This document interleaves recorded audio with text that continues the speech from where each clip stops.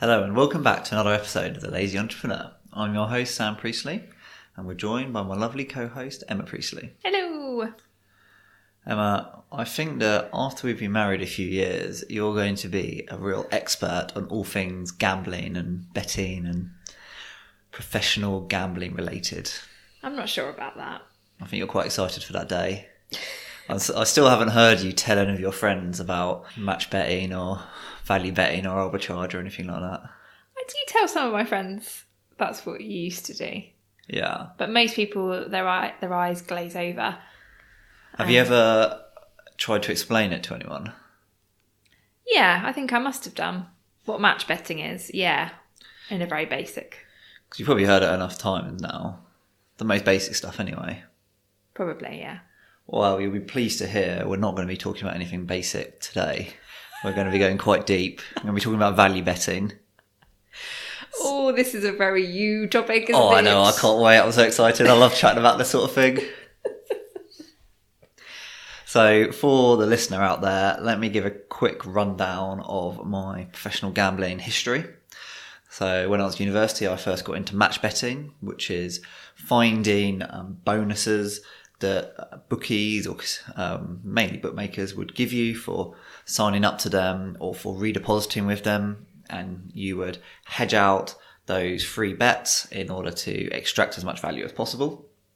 So I did that for a while, then I moved on to casino bagging, which is basically the same thing but with casinos. The only difference is there's no way to hedge out your bet. So you've got to be a bit more comfortable with variance and rely a bit more on the maths behind it and the mathematics. And then I moved on from there to arbitrage, which is where there's no bonus involved, but you're making your money by finding disagreements between different bookmakers, between, say, a betting exchange like Betfair and a big bookie like Ladbrokes. They might have different odds and you might be able to buy one bet at Ladbrokes and sell it for a profit at Betfair. So that's arbitrage, and that was the subject of my dissertation for my master's at university. And I've spent a lot of time researching it and making a living out of it and writing software on it. And you made a lot of money off it. I made a lot of money off it. And then after that, we moved on to value betting. Now, value betting is where you're placing just one bet, one open bet, but you think that the odds that the bookie have given you are wrong, that there's good value for you. Now, odds just represent the probability of an event happening. So if we're watching a tennis match, only two people could win, and the bookie might think there's a 50% chance that one player will win. I might think there's actually an 80% chance that player will win. And as such, they've given me odds that in the long term, I will make money. You're looking a bit confused, so let me try and explain that a bit My eyes are glazed over. Which is why I've got you to talk to here, because whenever I see you starting to daydream about baking or something, I can. It means that I need to come back and rephrase what I just said. Always. So imagine we're playing a game of flip the coin. So we've got two coins, one coin. Let's make it even easier. So we've got one coin, heads or tails.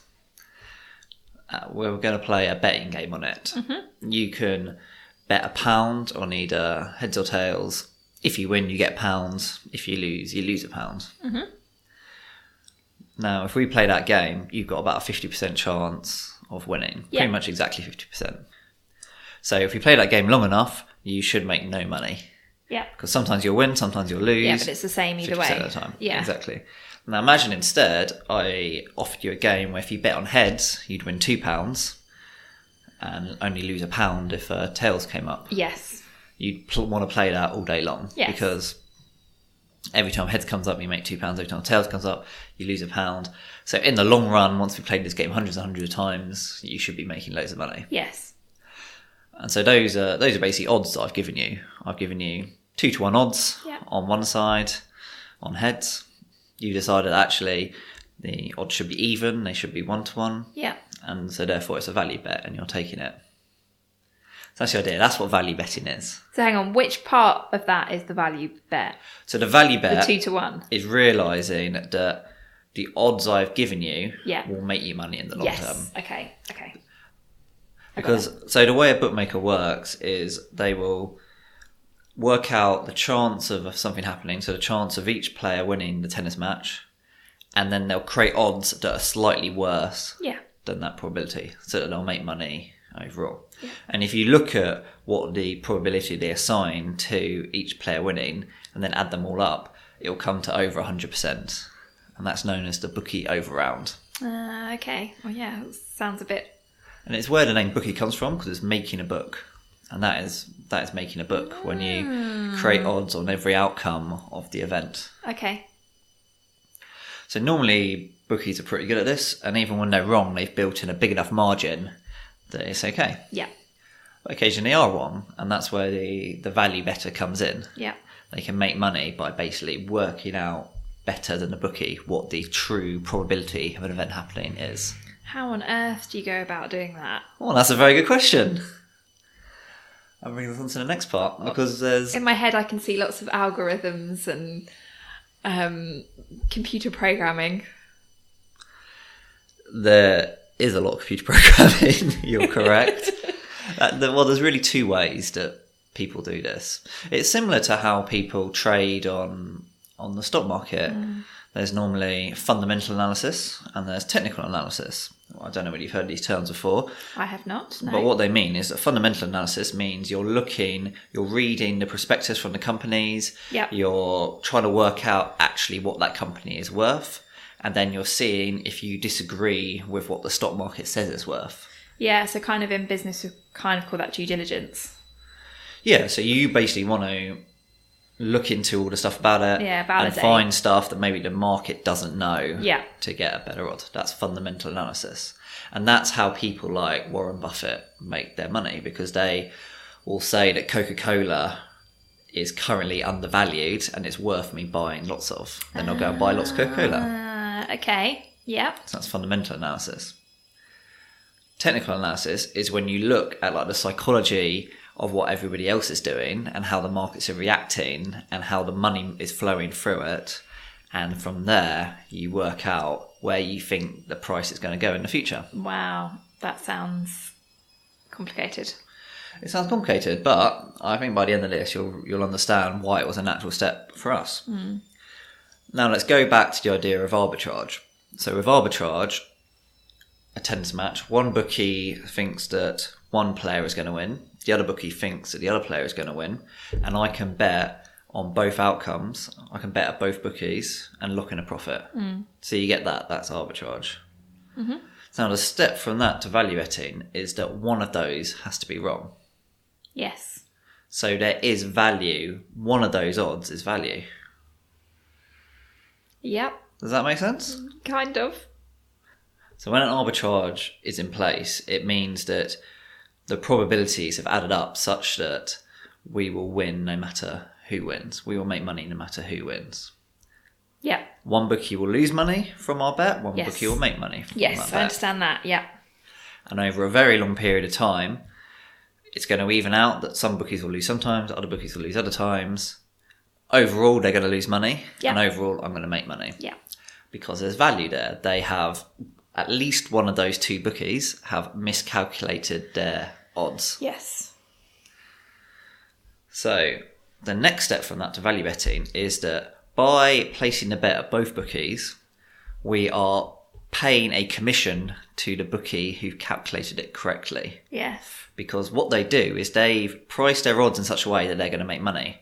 So if we take this idea that one is right and the other is wrong, by hedging our bets and betting on both, the one who is right and has calculated the odds correctly is going to be making money off us. Yeah. So let's say we found an arbitrage that has a 2% profit for us that we can lock in. By turning it into a value bet and only betting at the bookie who is wrong and not hedging it at the one that's right, we will make more money. Yeah, because you're not also paying at the one that's right. Exactly, yeah. So that's value betting. Now, value betting is different to arbitrage in that it's not risk-free because there is variance. But the idea is that it's like that coin flipping game. You know it's a good bet to bet £1 and maybe win £2 from getting heads. but you could still lose. You could still lose £1 in one go. But when you're playing that 500 times a day, it's going to even out and you're going to end up making money. So what we did in this technical version of value betting was we would work out which of the different bookies were sharper than others. Yeah. We would look at each situation where bookies disagreed with each other, work out which one was incorrect, which one where the value bet was, and then bet on them. And then we would do that hundreds of times a day, such that we were unlucky sometimes and we were lucky other times, but over a long period of time. And so when we were doing it, I don't think we ever had a 2-week period where we lost money. So if you look at our chart, it's up and down, up and up and down, but it's kind of always going up. Yeah. If you look at the daily profit, there's some days we lost money. If you look at the weekly profit, there's some weeks we lost money, but there's never been a 2-week period where we lost money, just because we were placing so many bets. Wow. And this whole analysis of picking the value, like 1 week, one bookie could be really sharp on, I don't know, the horses, but then the next week, like, how do you know which bookie is sharp? Well, is it something that changes on an hourly basis? Is it something that changes on a daily basis? Is it something changed on a weekly basis? Yeah, so you've hit the nail on the head of what the challenge is when it comes to doing this value betting, is how do you work out which bookie is wrong? Yeah. And there are some general principles that we worked on for that. I don't want to go into too much detail because at one stand I'm not 100% sure we were right. It's just backed up by our method and our results. And we do have theoretical reasons behind it, but it's hard to know whether those reasons were correct or whether we just got lucky at the time and we chose the right thing. Yeah. So one of them was the marketplaces, such as Betfair or Markets, where you're betting against other people, are generally more accurate than traditional bookmakers. Yeah. So to a betting exchange, you'll have hundreds of people placing bets, and the odds move based on what people are betting on. So they're very quick to react. Yes. Where somewhere like Ladbrokes, it's all done by people sitting there with the form sheets, creating the odds, and then some software to react to how much money's coming in. Wow. But they're generally quite a bit slower than the marketplaces. So if it's a straight up between Ladbrokes and Betfair, we would assume that Ladbrokes is the one who's wrong. Yes. One other thing we'd look at is who disagreed with the majority. Generally, the majority is right. So if we have 8 bookmakers on one side and 1 bookmaker on the other side, the odd one out is probably wrong. Yeah. That's something else we look at. Something else we'd look at is what markets they were on. So, for instance, on a football match, the win, draw, lose market is big. It's very well understood. There's lots going on. Yes. Whereas something like the first goal scorer market is a bit less looked after, a bit less cared about. So there's more opportunity there. So if there's a disagreement between the win, draw, lose market and the first goal keeper market, we're going to guess the first goal keeper. The first goal scorer market is the one that's wrong. Yes. And there's some value there. There's also different bookies from different countries seem to be better than others. So Asian bookmakers are generally better than European and UK ones, in that their odds are sharper. Well, that's stereotypical. Yeah. Got the numbers. And the reason of that is that all their markets are treated like a marketplace. So they're always two-way. So there's only 2 options. Okay. So instead of having a win, draw, lose market like we have here in the UK, you'd have one team to win and the other team to win with a handicap of half a goal already added, which means if it's a draw, that team wins. Wow. And two-way markets like that, when one moves, the other one moves. There's not... Yeah, it's a bit more clean cut. Exactly. The more things going on, the harder it is for a bookie to know, because this one moved, how should the other ones move as well? Yeah. So generally, Asian bookmakers are a little bit sharper. So if you're looking at the Asian handicap ARB, so plus 0.5 goal versus Ladbrokes, the other team to win, Ladbrokes is probably going to be wrong there. Yeah. There's a whole host of things like that. And let me talk a little bit. Let me leave that for the moment because I think we're getting into the weeds a little bit. And actually, what you can do is we talked about software. So there are software you can get that works this all out for you. Yes. And that's what we did is we weren't sitting there with our spreadsheets at the time. We built software that would do that. There are some software now. One of the reasons I'm doing this podcast is that Rebel Betting, who are probably the biggest ARB software out there for finding arbitrage bets, have released a value betting bit of software which kind of does this for you. It takes the same information they were using to find the ARBs and then goes a bit further to work out where the value is.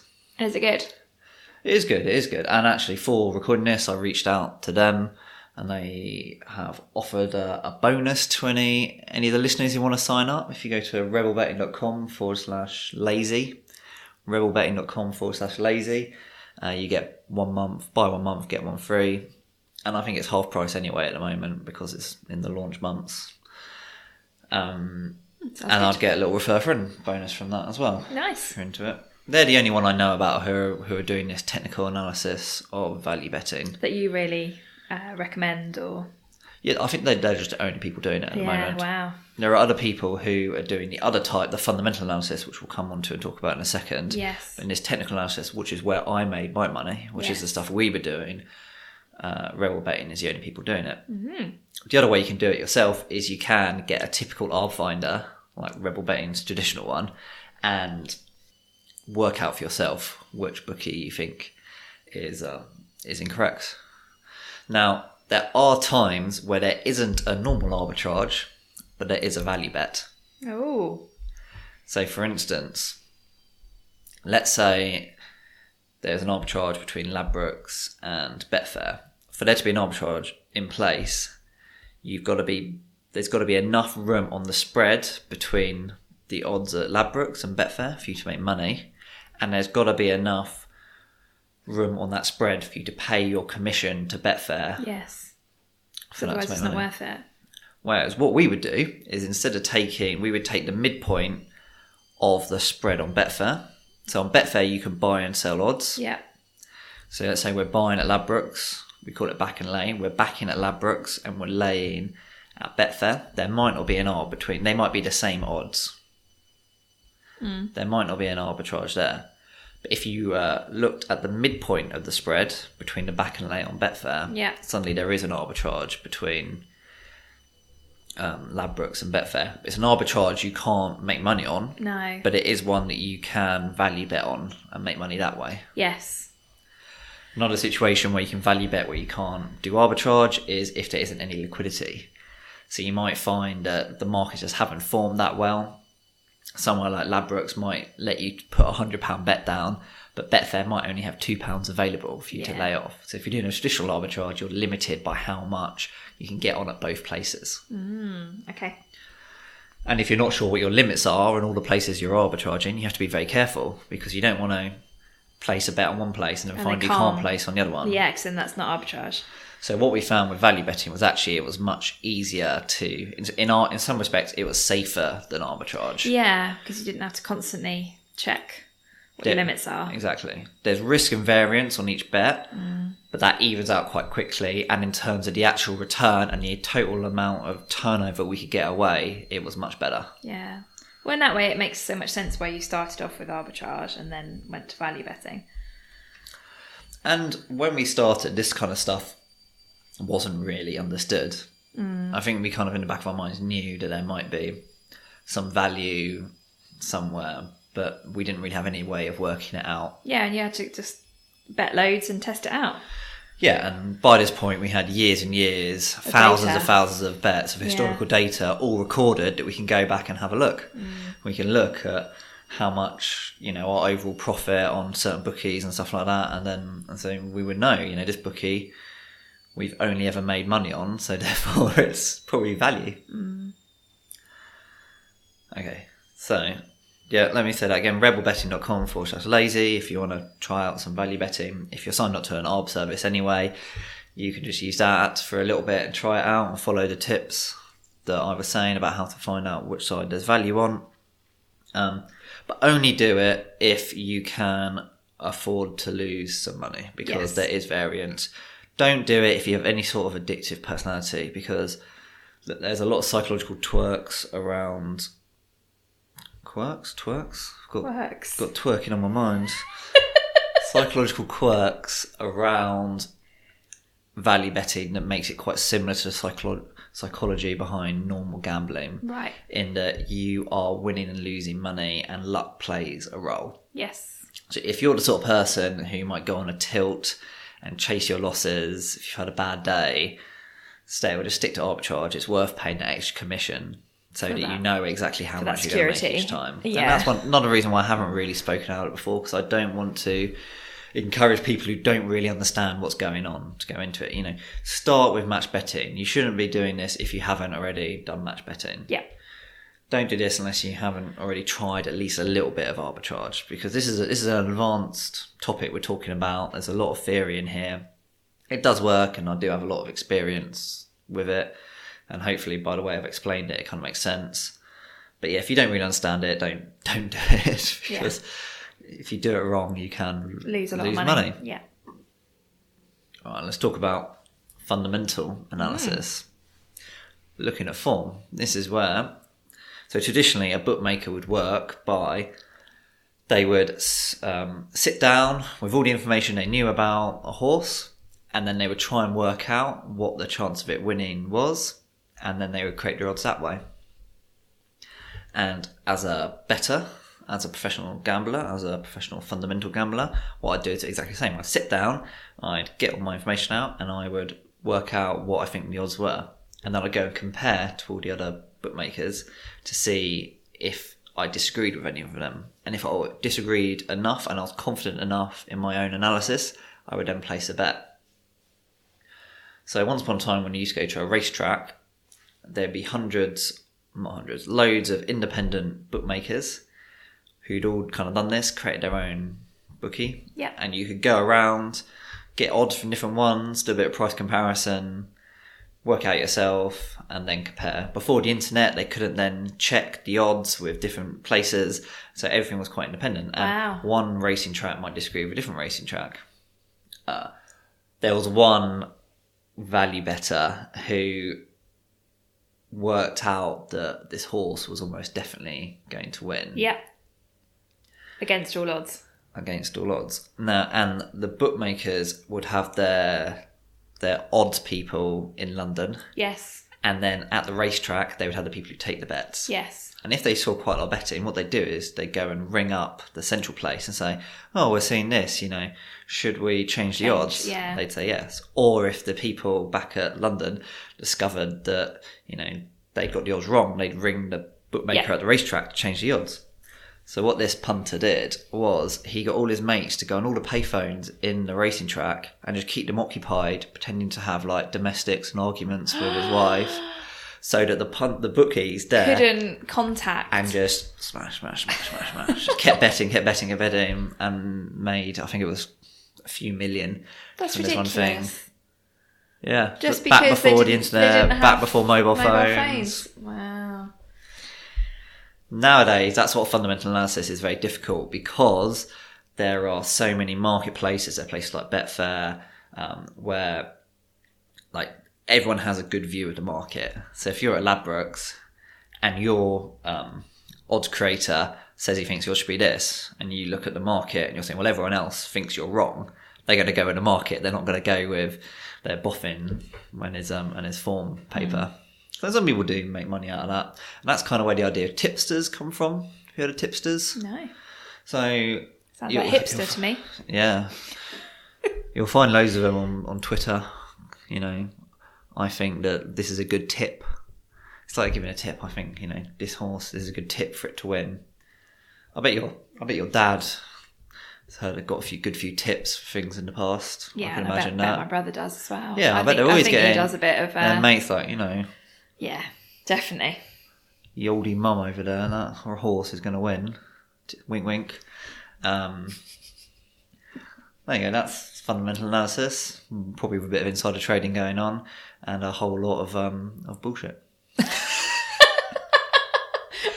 say, you don't sound very positive about fundamental analysis.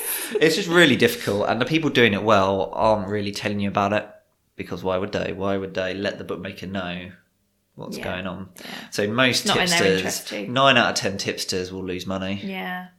That's what I can't really get my head around why you would be a tipster. Why would you give out information? Well, because you charge for your tips. But if they're on Twitter?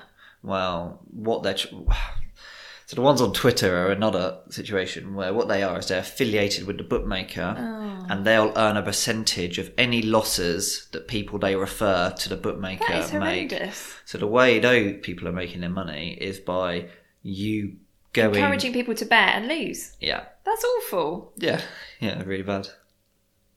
And that's why you got to be really sceptical of tipsters. Yeah. And there are some good tipsters, and I do have a couple of friends who make money, like a living, from following like 1 or 2 tipsters. But often, to find these people, like they're not advertising on Facebook. No. There's a couple of marketplaces you can go on where you can see the historical performance of tipsters and have a look that way. There are a few sort of private groups that you kind of have to be invited into, or sit on a waiting list and pay a fortune to get on. So some tipsters are good and will give out their tips because they're banned at all bookies for being too profitable, and they can't really bet at betting exchanges like Betfair anymore because of things like the premium charge. Now, the premium charge is a fee that Betfair charges to people who are too profitable on their system, and it can go up to, I think last time I checked, it was 65% of your profit. Wow. They can just take as a charge. So some people will say, well, I'd rather charge people to have my tips and they can bet it themselves than give up all my profit. Yeah. That's the reason. But, I've never really made any money from tipsters. I haven't made any money from fundamental analysis. I don't know that much about it. Be very careful with it. Yeah. And don't confuse these two. The type of technical analysis we were talking about is completely different to reading form and thinking that you're cleverer than the whole marketplace of gamblers and bookies and everyone out there. Yeah, because it's a very sophisticated, complicated industry. Mm. Otherwise, everyone would be making money. Well, that's it. That's the takeaway, is that it's very hard to make money. Otherwise, everyone else would be doing betting. It's also very hard to make money doing fundamental analysis on the stock market. So I'd recommend not doing either. So are there whole companies set up to do fundamental analysis on the stock market? Yeah, they're called hedge funds. Oh, is that okay? So I didn't know investment funds or that terminology. Funds. Okay. Yeah, I mean, they all do slightly different stuff, but most hedge funds and investment firms are doing some form of fundamental analysis. It does get complicated, more complicated than that. Yeah, I'm sure it does, but it's quite nice to hear it in a simpler way. And like, there's been a lot of research that says that hardly any hedge funds outperform, or investment firms or mutual funds or any of these other companies outperform the index, and you're better off just buying an index tracker and not paying huge fees, and you'll make more money in the long run. Why would anyone spend money in hedge funds then, if that's the case? Because of the kudos and the reputation and the... You think that your money's in, your large amounts of money are in a safe place? I think there's a few things at work. One is a fear of missing out. Yeah. There's this genius who you've met and he seems really clever. The marketing and the smoke and mirrors. And you see his last 2 years' performance and it's really well. And you think, if I can make 20% a year like they've been doing, that'll be it. That'll be great. So there's that. There is this also idea that these people are professionals. They're the smartest people in the room. Surely they're going to be better than just a stupid computer system ticking away. Yeah. There's also the idea that if everyone just bought the stock market, bought index trackers, that it wouldn't really work. You need to have that balance. Because there needs to be some sort of fundamental analysis going on. Yeah. Or else there's no Checks idea of what the value of anything is. Yeah. Yeah, sorry, this is quite off topic, but it's quite interesting. Oh, I love talking about all this sort of stuff. So, have you got any questions? I don't think so. I think I understand a lot more of the basics now, Yeah. which is good.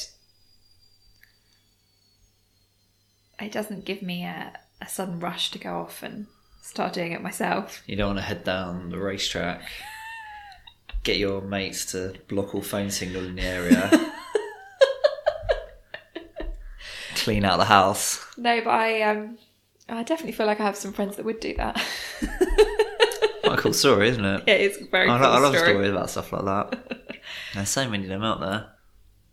Maybe I'll do a whole episode on tales of professional gamblers. I think that'd be really good. I think that'd be quite interesting, yeah. I'd like that. I think that'd be quite fun. All right, well, we'll come back to that in a future episode. But for now, let me throw out my little refer friend deal as well. So maybe I'll make a little bit of money out of this. Maybe you will too. That is rebelbetting.com/lazy. If you want to have a look at some value betting using the technical analysis that we talked about earlier. I'm also doing a big blog post on all this sort of stuff if you want to sort of look into it a bit more. And if you ask any questions on there in the comments, I'll do my best to answer them. That'll probably be out by the time this podcast gets released. If you have any good ideas for episodes you want to hear as well, or just general feedback about the podcast in general, please email me at hello@samprecy.com. And as always, I would love it if you could leave me a good review. Until next time, goodbye. Bye.